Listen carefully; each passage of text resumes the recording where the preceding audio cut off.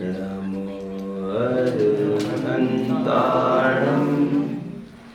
नमो सिद्धाणं नमो आयर्याणं नमो वज्रायाणं नमो लोये सवसाहुरम् उत्तम क्षमा मार्दव आर्जव भाव है, सत्य शौच संयम तप त्याग उपाव है, आकिंचन ब्रह्मचर्य धर्म 10 सार है, चहुगति दुख ते कारी मुक्ति करतार है।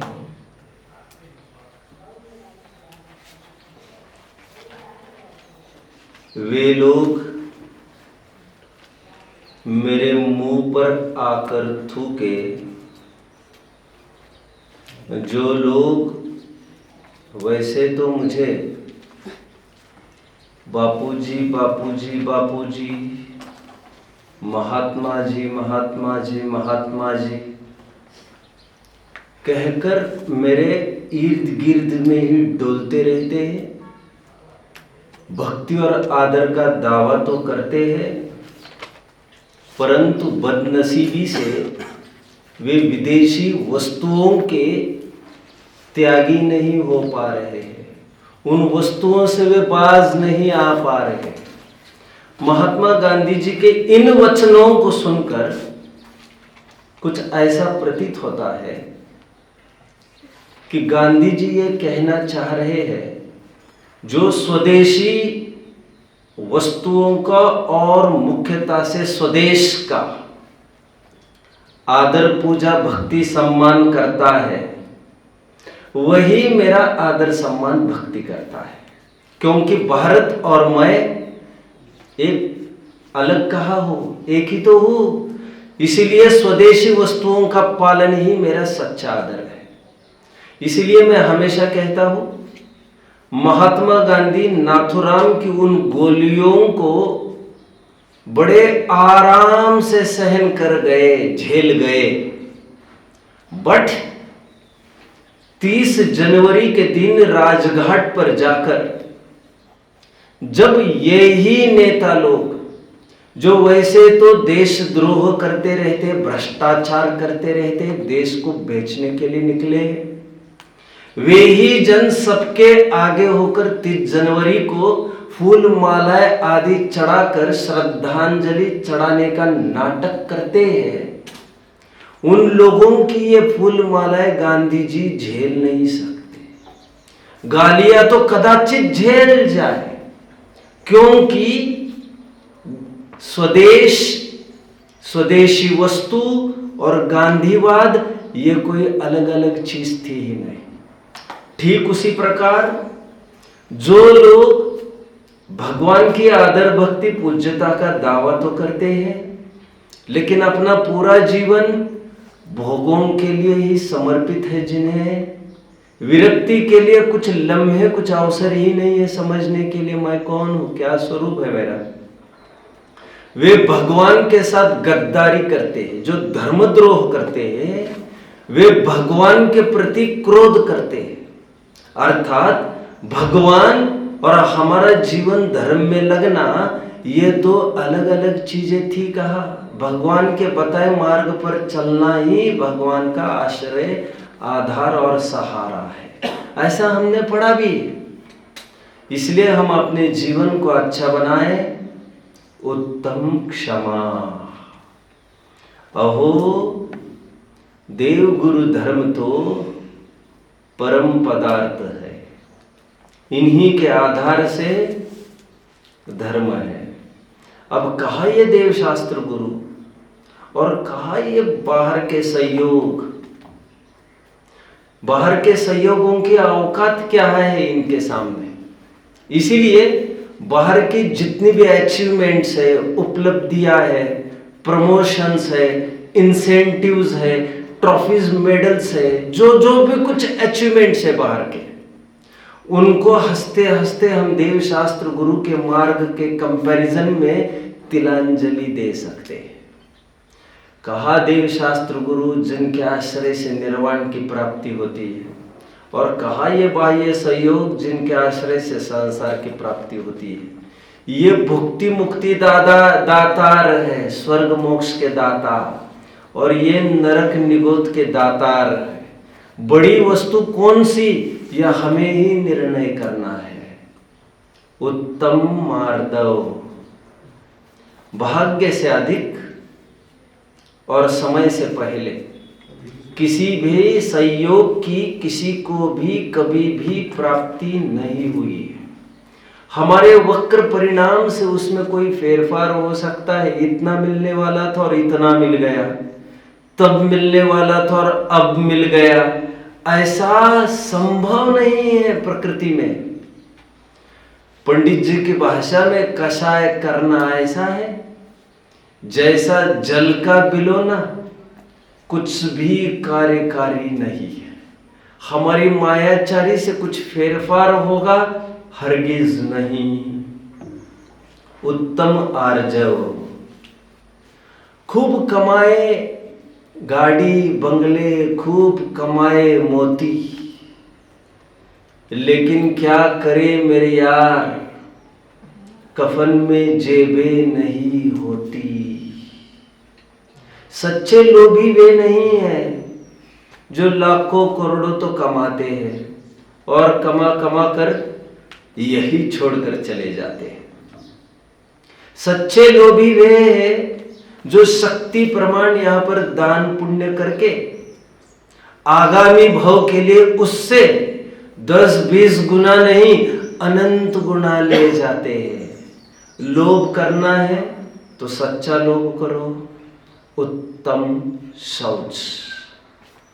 भगवत गीता के 17वें अध्याय के 26वें श्लोक में बहुत सुंदर वर्णन है। सद्भावे साधुभावे च सदीतेत प्रयुज्यते प्रशस्ते कर्मणि तथा सत्शब्द पार्थ युज्यते। हे पार्थ, कृष्ण युद्ध भूमि में अर्जुन को उपदेश दे रहे हैं। हे पार्थ, सत शब्द के 3 अर्थ हुआ करते हैं। एक तो प्रेजेंस, एग्जिस्टेंस, हयाती होना। एक नाइसनेस, अच्छाई, और एक एडमिरेबल, प्रशंसनीय। ये भी सत का अर्थ होता है। सत के इस प्रकार 3 अर्थ कृष्ण ने समझा है भगवत गीता में। हमारे व्याकरण भी यही कहता है। मोक्षार्थियों, द्रव्य अपेक्षा विचार करें तो मैं हूं और हूं, था, हूं और बना रहूंगा, ऐसी शाश्वत सत्ता का भान द्रव्यापेक्षा से उत्तम सत्य।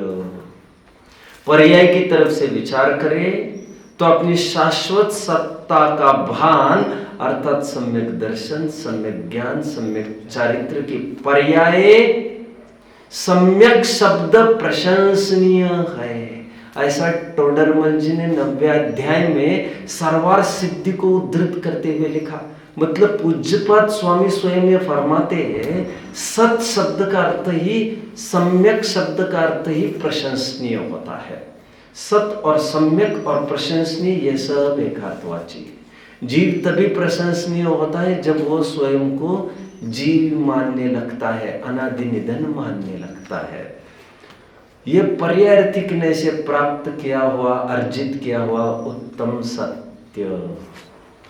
मोक्षार्थियों, माना प्राणी संयम भी एक संयम है, लेकिन प्राणी संयम से बड़ा संयम इंद्रिय संयम है। तभी तो जैन दर्शन को जितेंद्रिय दर्शन, जितेंद्रिय धर्म कहा जाता है। इसलिए केवल जीवों की ही रक्षा में संतुष्ट होने की जरूरत नहीं है। विषयों के प्रति यदि हमारी आसक्ति नहीं घटती है तो हम संयमी बन नहीं पाएंगे। उत्तम संयम। भोगों का घेरा ऐसा है, बाहर वाले ललचावे, अंदर वाले भी पछतावे, सुख नहीं कोई पावे।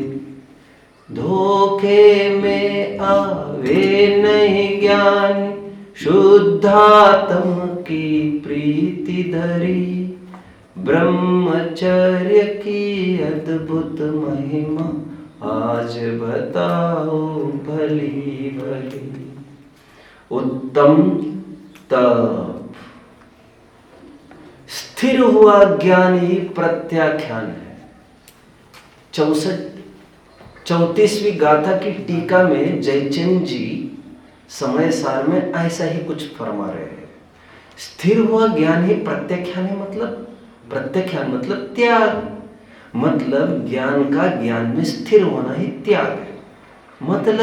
मतलब चारित्र ही त्याग है, आत्मस्थिरता ही त्याग है।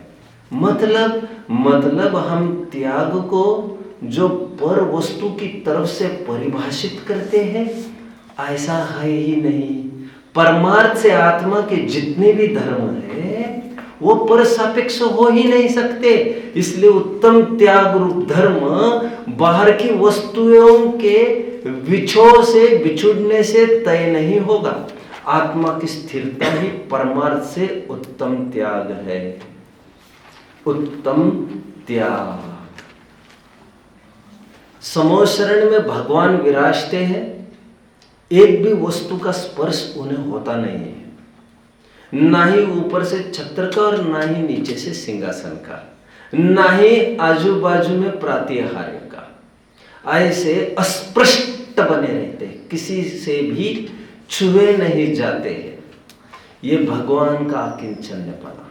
भगवान की प्रतिमा को भी देखो ना, जरा सा भी दाग और टीका लगा हो तो हम उसे पूछते नहीं है। ये प्रतिमा का अकिंचनपना।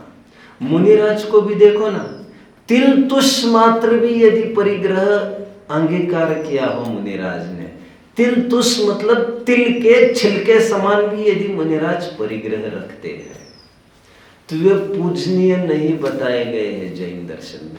वे अकिंचनपने को प्राप्त नहीं होते। मुनिराज का स्वरूप यथाजात रूप समान बताया गया है। जथा जाय रूव सरिसो तिल तुस में तम न गिह दिह थेसु जदि लेयप बहुयम तत्तो जायनी गोदम। सूत्रपाहुड़ की 18वीं गाथा में कुंदकुंद आचार्य देव स्वयं फरमा रहे हैं, जो मुनि होकर भी इतना सा भी परिग्रह रखता है वो निगोदगामी होगा। तत्तो जाई निगोदम। जैसे देव और गुरु का स्वरूप हमने देखा, जिन प्रतिमा का स्वरूप देखा, ऐसा ही तो मैं हूँ। एक भी वस्तु मेरी है कहा और आवश्यकता कहा है। उत्तम आकिंचन्य। संग की भावना हमारी मजबूरी है, कमजोरी है। संघ हमारी मजबूती नहीं है। संगठन की भावना हमारी दुर्बलता और निबलता है।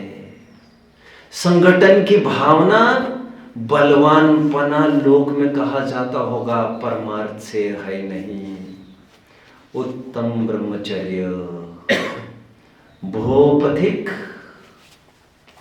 क्या बात है, अभी तक के सफर में यही तक संतुष्ट रह गए? अरे नहीं, this is just the start. और ऊपर बढ़ने के आकांक्षी जन बीच पड़ाव में संतुष्ट नहीं हुआ करते। इस पथ का उद्देश्य नहीं है शांत भवन में टिक जाना। मुझे जाना वहां तक जिसके आगे राह नहीं, जिसके आगे राह नहीं।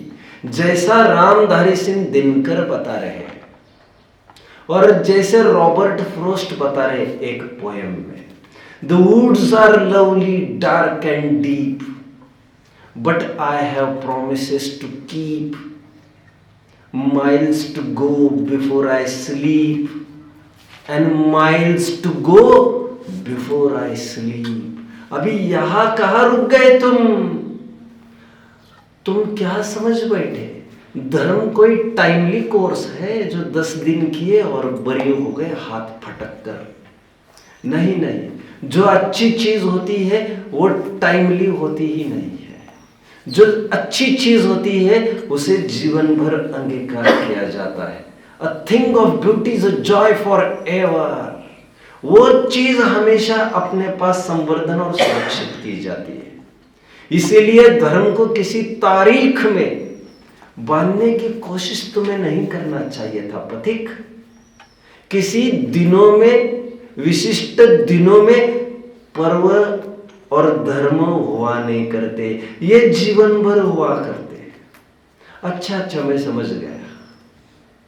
जो भाद्रपद शुक्ला पंचमी के दिन उत्तम क्षमा की चर्चा आई थी, तुम उस चर्चा मात्र को वो धर्म समझ बैठे। अरे बाबा, ये 10 दिन अलग अलग 10 लक्षणों की चर्चाएं चली है। इनकी आराधना उपासना तो प्रतिपल होना चाहिए। ये तो मजबूरी थी कि 10 की चर्चा एक साथ हो नहीं सकती थी। तुम कहां रुक गए यहां पर? देखो जरा, विचार तो करो तुम। विदेशी संस्कृति में एनिवर्सरीज मनाते हैं, हैप्पी एनिवर्सरी कहते पति पत्नी एक दूसरों को, अथवा अगल बगल वाले लोग भी उन्हें ग्रीट करते हैं, हैप्पी एनिवर्सरी। आज तुमने शादी की 1 साल पूरा किया, शादी की सालगिरह। वे क्यों करते तुम जानते हो? वो केवल इसीलिए क्योंकि उनकी संस्कृति में पति पत्नी को साथ में रहने का कोई कल्चर ही नहीं था। मानो वे ये कह रहे हैं, हमने 1 साल पूरा किया है। अभी ऐसी भारतीय संस्कृति में जहां पर इस भाव में तो वह एक दासिनी बनकर, सेविका बनकर तो रहती ही है पति के अधीन, लेकिन आगामी कितने ही भवों की मांग करती है कि मुझे ऐसे ही पति की सेवा का अवसर मिले। भारतीय संस्कृति, हिंदू संस्कृति में करवा चौथ आदि मना कर इसी की भावना बहाई जाती है। ऐसी संस्कृति में हैप्पी एनिवर्सरी का क्या काम है? हाँ, वे लोग गुड मॉर्निंग भी इसीलिए कहते हैं क्योंकि उनके यहाँ यार सूरज दिखता ही 15-20 दिन के बाद एक आध बार है। निरंतर बादलों से छाया रहता है उनका देश।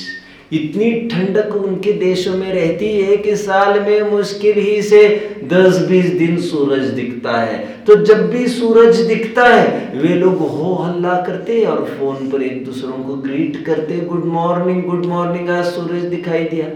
लेकिन भारतीय संस्कृति में जो इतनी प्रकृति संगत है, यहाँ पर गुड मॉर्निंग का क्या काम? यहाँ पर मदर्स डे का क्या काम?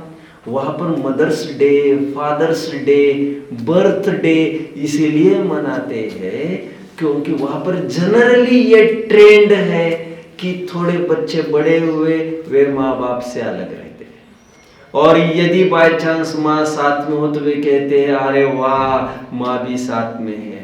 और माँ का वैसे तो शक्ल दिखती ही नहीं है उनको, दिन भर, हफ्ते भर, महीना भर और साल भर वो ईद के चांद समान कभी कभार। तो वे लोग ये समझते चलो यार साल में 1 आध दिन माँ के नाम पर दे देते हैं, चलो यार साल में 1 आध दिन बाप के नाम पर दे देते हैं। बट भारतीय संस्कृति में ऐसा कुछ था ही नहीं। हम माँ बाप के दर्शन ही से अपना दिन प्रारंभ करते हैं और उन्हीं के पास बैठकर प्रतिक्रमण, प्रत्याख्यान, आलोचना करते दिन भर हुए वाले माँ बाप तो हमारा जीवन है। भला हमें मदर्स डे, फादर्स डे मनाने की जरूरत क्या थी? मुझे याद आता है बच्चों, हमारे स्कूल में जब एक दिन हिंदी दिन मनाया जा रहा था, मैं अक्सर आपसे शेयर करता रहा हूँ इस बात को। उस सर का नाम भूल गए एक्चुअली में, गुरु का नाम हमारे एक्चुअली बहुत सीमित समय के लिए आए थे, 2-4 महीने के लिए, फिर वे चले गए। उनकी शक्ल वगैरह पूरी याद है। उन्होंने मंच से ये कहा था, क्या हम हिंदी दिन मनाकर हिंदी को दीन नहीं कर रहे हैं? इन सब बातों का जो मैं पूर्व में अभी 7-8-10 मिनट बोल चुका हूं, उसका तात्पर्य इतना ही है कि किसी धर्म के किसी अंग को विशिष्ट तारीख में बांधने की चेष्टा क्यों की जा रही है? धर्म को कैलेंडर की चौकट में घुटने के लिए क्यों दबाया जा रहा है? धर्म तो 12 मासी होने चाहिए और प्रतिपल होने चाहिए, 8 प्रहर में ये सब चलना चाहिए। ये कहने के लिए आज का दिन है क्षमावाणी का। जरा कभी विचार किया है बच्चों, हम पूजन करते हैं, भक्ति पढ़ते हैं स्पेशली, तो भक्ति करने के बाद हर एक स्टैंजा के बाद हम वही लाइन को दोहराते हैं जिससे प्रारंभ हुआ था। उसे टेक ऐसा कहते हैं, उसे इंग्लिश में कोरस ऐसा कहते हैं, CHORUS, coarse. We keep on repeating the thing again and again. 10 स्टैंज आएंगे तो 10 दफे हम उसी बात को फिर से रिपीट करेंगे। ब्रह्मचर्य की अद्भुत महिमा आज बताओ भली भली। ब्रह्मचर्य द्वादशी में इस लाइन को 12 दफे बोला जाएगा, क्योंकि 12 छंद आपको मिलेंगे। और एक आध उदाहरण आप दे पाएंगे कोई? महावीर स्वामी नयन पथगामी बहुत में 8 बार इस बात को रिपीट करते रहे। जहां से चालू किया था वहीं पर आकर एंड होते। मानो वे ये कहना चाहते हैं अंत नहीं है, तो यहां से पुनः अब प्रारंभ करें। ठीक उसी प्रकार बच्चों, यदि 10 दिन ही ये पर्व मनाया जाता तो लोग हाथ फटक कर एक तरफ खड़े होते और राह देखते। फिर से भादों का शुक्ल पक्ष आएगा तो पंचमी से फिर से धर्म ध्यान करेंगे। संवत्सरी मानकर साल में एक बार ही सीमित करते। ठीक उसी प्रकार जिस प्रकार हिंदू लोग गंगा में एक आध बार डुबकी लगाते और सोचते हैं साल भर के कि ये पाप निर्मूल हो गए। तो जीवों को सावधान करने के लिए एक सशक्त परंपरा चालू हुई। 10 दिन के बाद फिर 11वां दिन फिर क्षमा कहकर ये कहना चाहा, 11वें दिन क्षमा मतलब 12वें दिन फिर मार दो, 13वें दिन फिर आरजो, ऐसा करके 21वें दिन फिर क्षमा, 31वें दिन फिर क्षमा, 310वें दिन फिर क्षमा, और इस प्रकार बचे हुए 355 दिन भी आपको अभी यही करना है। Life is a circle, you end up where you start. इसमें कोई अंत नहीं होगा। अभी 12 महीने ये सब होता रहेगा, इसीलिए 11वें दिन फिर से उसको क्षमा के रूप में रख दिया बच्चों। ये this is a type of chorus. आप फिर से चालू करें इसे और उत्स्फूर्त रूप से। भला ऐसा कोई आदमी देखा है आपने इस लोक में जिसे सैंपल बहुत अच्छा लगा हो, और सैंपल मिलने के बाद वो ये कहता पाया जा रहा हो, उछल कूद तो खूब कर रहे, बहुत अच्छा था सैंपल, बहुत अच्छा, और वहां पर शीघ्रता से वहां से निकलकर गायब ही हो जाता है? ऐसा तो नहीं होता ना बच्चों। होता क्या है? कहाँ गए थे? खड़े रहेंगे यहां पर फॉर 4 days।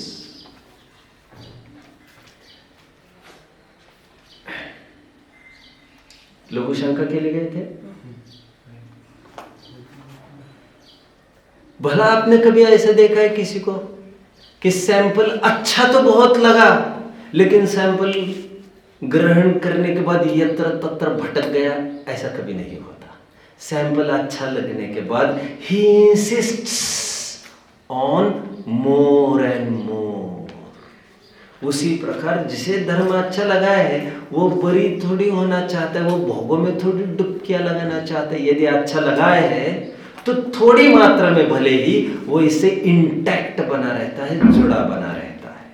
क्षमा क्यों मनाते हैं? फिर से इसी दिन इसका मैंने थोड़ा सा खुलासा किया। अब एक प्रश्न आपको और मंडरा रहा होगा, आइए उसी को भी थोड़ा सा क्लियर कर देता हूं मैं। आपको ये लग रहा होगा फिर क्षमा के आगे वाणी क्यों जोड़ा गया? वो इसीलिए उसका भी थोड़ा सा हम विचार करते हैं। जब भी हमें बहुत खुशी होती है हम एक मुहावरा प्रयोग करते हैं उसके लिए। बोलना कोई फूले न समाये, आनंद समा न पाया। मतलब जब भी कोई चीज भर जाती है बच्चों तो वह अपने आप बाहर आने लगती है। ऐसा होती है कि ना, ऐसा होता है कि नहीं? घड़ा जब भरा गया किसी वस्तुओं से तो अपने आप वो वस्तु बाहर लबालब बहती दिखती है। ऐसा होता है ना? बाहर से तो, ऊपर से तो दिखेगी बहती हुई, बट जब घड़ा पूर्णतया पानी से भरा रहता है काफी टाइम के लिए तो आप पाएंगे उन पोर्स के माध्यम से, उन छिद्रों के माध्यम से पानी हैज ऊज्ड आउट। वो पानी बाहर स्रवित होकर पूरा घड़ा गीला हो गया है। इसका मतलब क्या हुआ बच्चों? जब कोई चीज अंदर में लबालब भर जाती है तो उसका व्यक्तिकरण हुए बिना रहता नहीं है। हमारे जीवन में इन धर्मों की प्राप्ति हो गई है तो क्षमा, मार्दव, आर्जव, शौच, सत्य, संयम, तप, त्याग, अकिंचन्य, ब्रह्मचर्य, इन 10 प्रकार के धर्मों का अथवा सही पूछो तो धर्म के इन 10 लक्षणों का। और धर्म के कोई 10 लक्षण ही थोड़ी है, धर्म के अनंत लक्षण है। चाहते तो हम 365 दिन अलग अलग लक्षणों को सेलिब्रेट करते। ये जो निशंकित, निकांक्षित, निर्विचिकित्सा है, ये भी तो लक्षण ही तो है बच्चों। आप ये भी तो कह सकते हो उत्तम निशंकित धर्म की जय हो, उत्तम निकांक्षित पने की जय हो। तो इस प्रकार ये भी 8 दिनों का पर्व हो सकता है। और जो बताया गया है भक्ति, वात्सल्य, प्रशम, संवेग, अस्तिक्य, अनुकंपा, इनके भी अलग अलग पर्व बन सकते हैं। ये सब लक्षण ही तो है धर्म के बच्चों। लेकिन ऐसे कितने मनाते? तो एक सीमा थी। तो ये 10 फैसेट्स, इन 10 एंगल से एक ही धर्म दृष्टिगोचर होता है। इन 10 लक्षणों के लक्ष्य अलग अलग नहीं है। इन 10 लक्षणों का लक्ष्य एक ही है, वीतरागता। खैर मैं तो ये कह रहा हूं जब धर्म पूरा अंदर में तैयार हो गया है तो बाहर में व्यक्त प्रकट हुए बिना रहता नहीं है। किसी न किसी बहाने व्यक्त होगा। जैसे कोई अमीर हो गया बच्चों, मान के चलो किसी को 1 करोड़ की लॉटरी लग गई और बहुत गरीब था, तो दूसरे दिन हमें पता चल सकता है क्या वो करोड़पति हुआ? बताओ जरा, पता चल सकता है क्या? दूसरे दिन तो गाड़ी में घूमेगा नहीं, दूसरे दिन तो कपड़े पहनेगा नहीं, सफारी वाफारी। अभी 2-5 दिन लग सकते हैं उसको गाड़ी बुक करना, घंटों लग सकते हैं मान के चलिए। लेकिन उसके साथ बात करने में जो उसकी अकड़ है, जो उसकी ठसक है, वो झलके बिना रहेगी क्या? वो दीनहीन पामर बनकर बात करेगा क्या जैसे कल तक करता था? अरे जहां नौकरी करता था वो मालिक जब चाहे उसे बुलाने आता था 1 घंटा पहले ही, चलो जल्दी ग्राहक खड़ा है आकर। यदि आज मालिक आए गलती से और ये बोले अरे चलना यार, तुम्हें कितनी बार बोलना पड़ता है, चलता है कि नहीं? आज यदि ये मालिक बोलेगा तो हाउ विल ही रिएक्ट? क्या रोज जैसे दीनहीन पामर अनुभव करता था आज दीनहीन पामर अनुभव करेगा क्या? अरे मालिक भी उसका 1 करोड़ का ही मालिक है और इसको आज 1 करोड़ मिल गए, वो मालिक के बराबर का है। आज उसको भले ही आदर सम्मान हो सकता है मालिक का, संकट के काल में ये काम आए थे, बट वो ठसक, वो अकड़ उसकी व्यक्त हुए बिना रहेगी नहीं। और कितने टाइम नौकरी करेगा? वो कहेगा बस हो गया, अब नहीं कर सकता। बाहर में व्यक्तिकरण कपड़े के माध्यम से, घर बंगले के माध्यम से, गाड़ी के माध्यम से भले ही देर से व्यक्त होगा, लेकिन उसके फिजिकल फीचर्स से, उसके बोलने से फटाफट व्यक्त होगा, बोलने में ठसक। ठीक उसी प्रकार क्षमा, मार्दव, धर्म आदि हमारे में प्रकट हो गए हैं तो इसका व्यक्तिकरण, इसकी अभिव्यक्ति कहीं ना कहीं जीवन में होगी कि नहीं? तो ये सब बोलने में भी आने लग जाएगा क्षमा भाव, तो बोलने में भी सबके साथ बड़ा विनम्र रूप से बात करेगा। इसका नाम है क्षमा वाणी। वाणी के माध्यम से भी अब वो बात झलकने लग गई, क्योंकि परीक्षण बाहर के ही चरणानुयोग ने बताए गए आचरण के माध्यम से ही होगा। तुम में धर्म पैदा हो गया है कि नहीं, ये ऐसे कैसे पता चलेगा? बाहर के कुछ पैरामीटर्स है, फिजिकल पैरामीटर्स, उसी से पता चलेगा। और पैरामीटर के रूप में क्षमा वाणी बताया है। अभी यदि आगामी 9 दिनों को रखते तो किस प्रकार रखते बच्चों? जैसे क्षमा वाणी है, क्षमा वाणी मतलब नम्रता से बात करना। बनारसी दास जी की भाषा में सबके कुबोल सहे है। सम्यक दृष्टि का लक्षण क्या बोला बच्चों? कोई कैसे भी बोले इनको, अरे तू कुछ भी किसी भी प्रकार से बात करे, सबके कुबोल सहन कर लेता है, सबके लघु भैया। सम्यक दृष्टि के लिए क्या विशेषण दिया बनारसी दास जी ने? सबके साथ ऐसे बात करता है जैसे ये मेरे बड़े भाई है और मैं छोटा भाई हूं। अभी बताओ, बड़ा भाई छोटे भाई को कुछ भी बोले, और स्पेशली जब बाप नहीं हो, बाप का अभाव हो गया, अंत हो गया हो, तो कैसे पेश आता है बड़े भाई के सामने? ये हमारे आश्रय देता है, दाता तो डांटे फट करे तो बुरा मानता है क्या?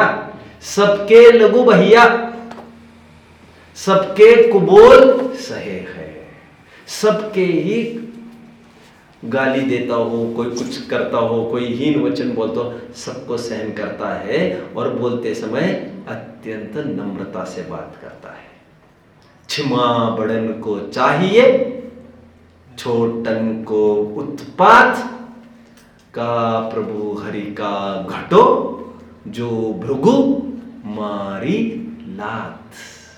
आप नहीं समझे इस बात को। एक भृगु ऋषि हुए वैदिक संस्कृति में। उन्होंने एक बार आकर, कृष्ण लेटे थे, विष्णु लेटे थे, नारायण भी उन्हीं को कहते हैं, और लेटे थे तो आए वे और जोर से छाती में जोर से लात मार दी भृगु ऋषि ने। अब क्यों मारी, क्या मारी, ये तो वे ही जाने। लेकिन जैसे लात मारी तो नारायण के जीव ने तुरंत पलट कर उन्हें कहा, भगवान ऋषि महंत, कहीं आपके पैर में चोट तो नहीं आई? मेरा दिल इतना कठोर है पत्थर जैसा, मैं नापाक पापी अधम, और कहा पवित्र पुरुष। कुछ घटा क्या विष्णु का, समझ रहे हैं? क्षमा बड़न को चाहिए। क्षमा बड़े लोगों का लक्षण है। टू फॉरगिव डिवाइन क्षमा वीरस्य भूषणम। कलाम का बहुत सुंदर कोट है, it's easy to win others but it's very difficult, sorry क्या है वो, it's easy to get a victory on others but it's difficult to win others. कुछ समझ रहे बच्चों? दूसरों को जीतना, अभी विक्ट्री और विन वैसे एकार्थवाची प्रयोग किया जाता है लोग में, लेकिन दुनिया देखो, किसी पर चढ़ाई की और उसको नेस्तनाबूद कर दिया, उसका पत्ता साफ कर दिया। एक जीत तो ये है, और एक जीत ये है उस पर उसने ही चढ़ाई की है हमारे ऊपर, और हमने उसे उस चढ़ाई को बराबर डिफेंड करके उसके वार को नाकाम किया और एक प्रकार से उसको हरा दिया, लेकिन हरा कर भी उसका कुछ भी नहीं बिगाड़ा, और बल्कि ये कहा, चिंता मत करो, घबराओ मत, फिर से ऐसा नहीं करना, खुशी से रहो, तुम्हारे ऊपर कोई संकट आए तो मुझे बताना। इसलिए यह एक प्रकार की जीत है, दोनों प्रकार से जीतना है। रावण ने अपने जीवन में ऐसे ही किया है बच्चों। रावण के जितने युद्ध आप पढ़ेंगे उसमें आप पाएंगे, रावण ने जितने जन पर चढ़ाई की, अथवा चढ़ाई करने वालों को हराया उन्होंने, हराने के बाद उनकी कोई संपत्ति नहीं हिली, ना ही उनको जान से मारा। वो इतना ही कहा उनको, आज से तुम मेरे और एक भाई, अभी राज्य की प्रजा में और एक बढ़ोतरी, और सुनो, इस राज्य को, इस पार्ट को तुम ही संभालो यार, तुम ही राज्य करो, फिर से उसका राज्य उसको, और इस प्रकार वे जीत लेते थे। लेकिन तुम नागरिकों को, समाज वालों को, देश वालों को ऐसा प्रताड़ित परेशान मत किया करो, मेरे से देखा नहीं जाता। तो रावण की जीतने की कला अलग थी, इसलिए कहा जाता है it's easy to achieve victory on others but very difficult to win others. दूसरों को इस प्रकार जीतना, दिल से जीतना एक बहुत बड़ी कसौटी है। धन संपत्ति लूट कर जीतना वो तो बड़ा सरल है। ये सब लूट खसोट करके गए सिकंदर, मोहम्मद गजनी, मोहम्मद गौरी, तो इसमें कौन सी बड़ी बात आ रही है। खैर, पहला दिन हमने मनाया क्षमा वाणी का, तो दूसरा क्या होगा, मार्दव वाणी का। तो उसकी बोलचाल में भी घमंड नहीं झलकेगा। ए बच्चे, अभी तुम मुझे जानते नहीं हो ऐसी बात नहीं करेगा। उसके वचन बड़े नम्र होंगे, कोई पहचान ही नहीं पाएगा वो इतना बड़ा है। और इसी प्रकार आगे छल वाले शब्द नहीं बोलेगा घुमाने के, जो कहना है साफ कहेगा, नहीं नहीं वो ऐसा, नहीं नहीं वो वैसा, घुमा कर बात नहीं। अर्जो वाणी, ऐसे शौच वाणी भी आएगी, हर वाणी में भी उसका निर्लोभता झलकने लग जाएगी। सत्य तो है ही। अभी सत्य के दो टाइप्स हो गए, एक तो उत्तम सत्य धर्म हो गया। अब जिसके दिल में यह समाएगा उसको बाहर में अपने आप वो कुछ बोलने में आएगा तो सत्यवाणी ही बोलने आएगी। लेकिन यह सत्यवाणी वो सत्य धर्म नहीं है बच्चों, क्योंकि सत्य धर्म तो सिद्धों में भी पाया जाता है, गुंगों में भी पाया जाता है, और जो शुद्धोपयोगी मुनिराज है उसमें भी सत्य धर्म पाया जाता है, और वे कुछ बोलते ही नहीं। और एक बार मैंने आपको बताया था 12वें गुणस्थान तक असत्य वचन योग बताया गया है, लेकिन उत्तम सत्य धर्म इनमें पाया जाता है। उत्तम सत्य समझने के लिए और भी आपको बहुत सर्च करना पड़ेगा, किस प्रकार वचन गुप्ती का पालन मुनिराज करते हैं। यदि थोड़ा बोलना हो तो सत्य महाव्रत का प्रयोग करते हैं, यदि नहीं बनता है जीव से उतना तो सत्यानुव्रत लेकर अनुव्रति रहता है। ऐसे कई कहना चाहिए कई प्रकार के फेंसिंग्स बताए हैं बोलचाल में सावधान रहने के लिए। इसीलिए सदा सुखदास जी भी कहते हैं किसी को रे तू कहकर बात नहीं करता। मैं तो कभी कभी कहता हूँ यार तुम पार्ले को भी जी लगाते हो, तुम एक दूसरों को जी लगाने में बिगड़ता क्या है तुम्हारा। मतलब बोलने में हमारी, सदा सुखदास जी कहते हैं मीठे वचन बोलने में तुम्हारी कौन सी जिह्वा छिद रही थी, तुम मीठे वचन क्यों नहीं बोले। वशीकरण यह मंत्र है जग अपना कर लेत। तुलसीदास क्या है वो छंद में भूल रहा हूँ अभी, बहुत जगह जगह ऐसी वाणी बोलिए मन का आपा खोए, औरन को शीतल करे आप शीतल होए। ये अलग है। ऐसे कई वाणियां बताइए। कहना क्या है, सुनना बहु और कहना अलग, यह है प्रकृति का क्या है, यह है परम विवेक। क्या है तो प्रकृति ने भी है दिए कान दुई मुख एक। ऐसे कई सुक्तियां नीतियां रच डाली है वचन की सावधानी करने के लिए। वैसा ही आपको समझना चाहिए, संयमित वचन बोलने चाहिए, अदब से बोलना चाहिए। कोई बड़ा व्यक्ति वगैरह हो, माँ बाप है हमारे, भले ही उनकी गलती हुई हो, दादा दादी है भले ही उनकी गलती हुई है, लेकिन बात रखने का अपना अपना एक लहजा होता है, लहजा। तो संयम वाणी। आगे तप की वाणी। तो जो तपस्वी होते हैं, जैसे सोने की निखरने के बाद चमकने लगता है, उसी प्रकार तपस्विता के वचन भी बड़े नम्र होते हैं, ऐसा समझना चाहिए। त्याग की भी वाणी समझना चाहिए। आप ही का है त्याग की वाणी, आप ही का है, हमारा क्या है। बड़े वचन बोलने चाहिए। और अकिंचन के रूप में भी हमारा क्या है, मतलब बात में भी वो बात झलकनी चाहिए बोलते समय। और ब्रह्मचर्य में भी अलगावपना पर द्रव्य से हमारा झलकना चाहिए। फिर 21वें दिन फिर क्षमावाणी। और एक बात बच्चों, अभी इतने मात्र में ही हमें संतुष्ट नहीं रहना। तो ये तो वाणी में आ गई बात। अब क्रियाओं को भी ऐसा लगाना है, मतलब पहले तो 30 दिन ऐसा मनाना पड़ेगा आपको।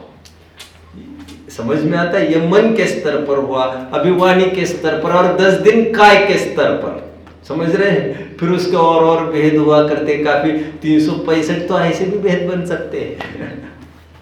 समझ में आता है? तो काय के माध्यम से क्षमा वगैरह विचार करना चाहिए, जैसे दयानंद राय जी ने अपने पूजन में लिखा है, गरते निकारे, हाथ पैर बांध कर ऐसा करता है वैसा करता है, तब भी हमें समता का सामना करना चाहिए। धरती समान क्षमा सहनशील रहना चाहिए। धरती का एक नाम क्षमा भी है बच्चों, वो इसीलिए तो है क्योंकि धरती पर, पेड़ पर एक नीति भी है सुक्ति बहुत अच्छी, कि इतनी खाद खोद पृथ्वी को की जाती है, पेड़ को इतने काटे फाटे जाते हैं, फिर भी वे टस से मस नहीं होते, समता धारण करते। यार तो मनुष्य है, तू क्यों नहीं धारण करता? तो एक्टिविटीज के माध्यम से भी यह हमारे जीवन में झलकने लग जाए धर्म। और दुनिया तो है वनिक वृत्ति रखती, काम नहीं परिणाम निरखती। तुम्हारे अंदर क्या चल रहा है इसको झांकने के लिए किसका अवसर है यार? बाहर जितनी तुम्हारी बातचीत होती है, एक्टिविटीज होती है 10 मिनट के मिलन में, उसी से तो वे तय करेंगे तुम हो कहाँ खड़े आखिर। तो ये हमारी अभिव्यक्ति की तरफ भी संकेत की कहा गया है। बड़े बढ़ाई ना करे, बड़े न बोले बोल, हीरा मुख से ना कहे बड़ो हमारो मोल। हीरा स्वयं कभी ये नहीं कहता मेरे में इतना कीमती हूँ, और फिर भी उसकी कीमत घटती नहीं है, शांत रहता है, फिर भी कीमत बटोरता रहता है। इस प्रकार हमारा अभिव्यक्ति जीवन भी क्षमा से लेकर ब्रह्मचर्य तक, प्रशम से लेकर अनुकंपा तक, भक्ति से लेकर वात्सल्य तक, निश्चंकित से लेकर वात्सल्य तक हमारे इस प्रकार झलकना चाहिए, झलकने में भी आना चाहिए। ये आज का पर्व हमें बताता है। ओम।